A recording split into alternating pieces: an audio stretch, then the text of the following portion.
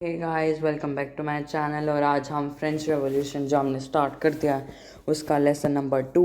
Bye the way, I am Jatin Bhardwaj. Will start our chapter. आज हम करेंगे रेवोल्यूशन स्टार्ट कैसे हुई हमारे फ्रांस में।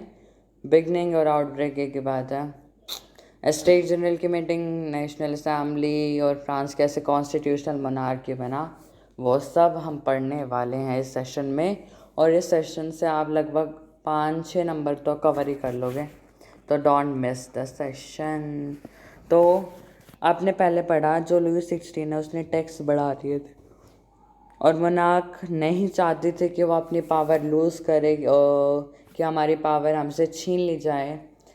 ये ना चाहते हुए उसने सोचा कि इससे अच्छा क्या हम है ना स्टेट जनरल की मीटिंग बुला लेते हैं और जिसमें हम नए टैक्स का प्रपोजल डाल देंगे। हमारा ही फ़ायदा क्या है।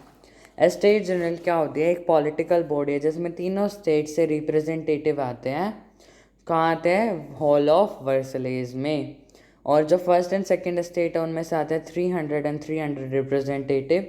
और जो हमारी थर्ड स्टेट है उसमें से आते हैं ओनली 600 रिप्रेजेंटेटिव। और बाय द वे एक और बात बता दूँ, ये कई सालों के बाद मतलब बुलाई जाने वाली थी मीटिंग। तो किस दिन आई बोला राजा ने कि हमें ना 5 मई को मीटिंग बिठाने वाले हैं, तो याद रखना 5 मई को आएगी मीटिंग। तो थर्ड स्टेट बोली कि है ना राजा जी कि है ना 1 पर्सन 1 वोट कर लो ना, कि एक ही पर्सन हो एक ही वोट हो। राजा बोला ऐसे कैसे कर लें, हम हार जाएंगे। तो थर्ड स्टेट नहीं, हम तो छोड़ के ही चले जाता है, तुम रहने दो। तुम्हें हमारी बात नहीं मानी, हम तुम्हारी बात नहीं मानेंगे। तो रिजेक्शन का रिजल्ट क्या हुआ?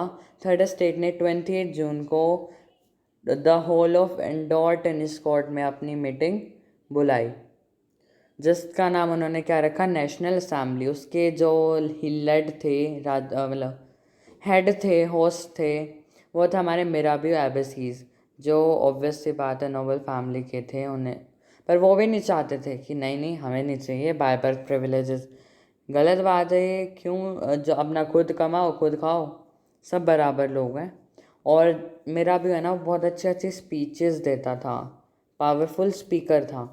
और एम्बेसीज ने अपनी एक पैम्फलेट है उसमें क्या लिखा है? What is third state. Third state के बारे में लिखा है, क्या है ये थर्ड स्टेट। और जो हमारी नेशनल असेंबली है उन्होंने उसमें क्या मोनार्क के पावर को लिमिट में कर दिया था। ये हमारा नेशनल असेंबली जहाँ हुई थी, hall of tennis court of वर्सलेस।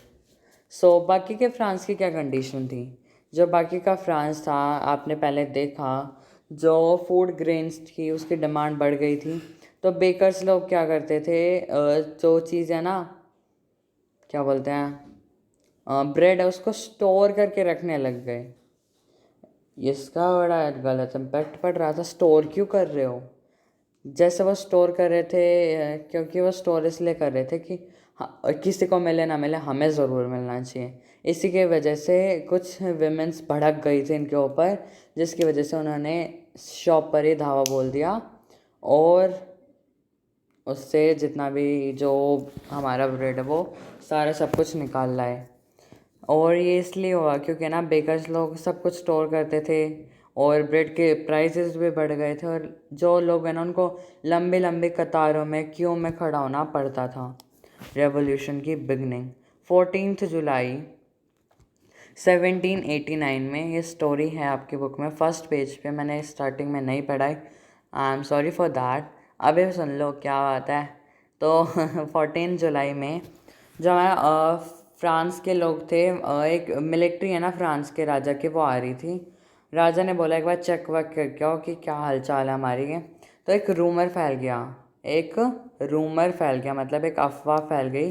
ये बोल रहे थे कि ना राजा है ना अपने मिलिट्री लेकर हमारे ऊपर अटैक करने वाला है। तो लोग गुस्सा हो गए। उन्होंने क्या किया, अपनी एक मिलिशिया बनाई 7,000 वेमेन और मैन की, मतलब एक अपनी सेना तैयार की। और जो प्रिजन था, बेस्टिल फोर्ट था, उसमें अटैक कर दिया। और अटैक इसलिए किया था कुछ हथियारों के लिए, और इस अटैक से क्या हुआ,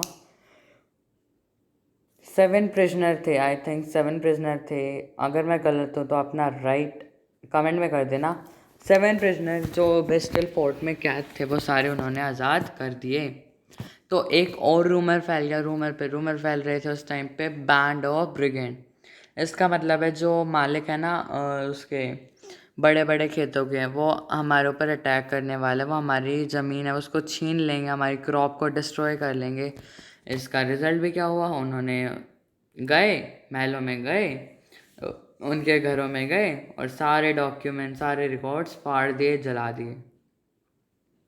तो फाइनली राजा साहब हार फिर के, चलो कुछ नहीं होता, मीटिंग को एक्सेप्ट ही कर लेते हैं, पर राजा साहब नहीं मतलब राजा जी नहीं चाहते थे कि जो उनकी पावर है वो लिमिट में जाए और कम हो जाए। तो 4 अगस्त को जो हमारी क्या है क्या बोलते हैं नेशनल असेंबली ने पास किया कि बाय बर्थ प्रिविलेजेस भी हट जाएंगे और टैक्स भी हट जाएगा। तो अब फ्रांस अब वो कॉन्स्टिट्यूशनल मोनार्की बनने वाला था। कॉन्स्टिट्यूशनल मोनार्की का मतलब है जिसमें कॉन्स्टिट्यूशन भी हो, गवर्नमेंट भी हो और मोनार्की भी हो, राजा भी हो। नेशनल असेंबली का जो ड्राफ्ट है वो कंप्लीट हो गया था 1791 में, और जिसका मेन ऑब्जेक्टिव था मोनार्की पावर को लिमिट में कर देना।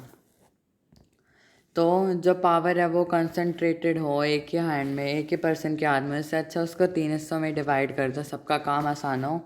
तो उन्होंने 3 वो बनाए, लेजिस्लेचर, एग्जीक्यूटिव एंड जुडिशरी। और जब फ्रांस का कॉन्स्टिट्यूशन बना उसमें ओनली, ये बड़ी गलत बात थी, उन्होंने सिर्फ मैन को ही वोट दिए। कौन से right? Right to life, freedom of speech and etcetera. And do like, share and subscribe to my channel. This is my दूसरा चैनल। इस वाले चैनल का नाम मैं ना लिखना भूल जाता हूँ, sorry for that. Done with fun. Thank you for watching my video till and please do like, share and subscribe to our channel. Thank you.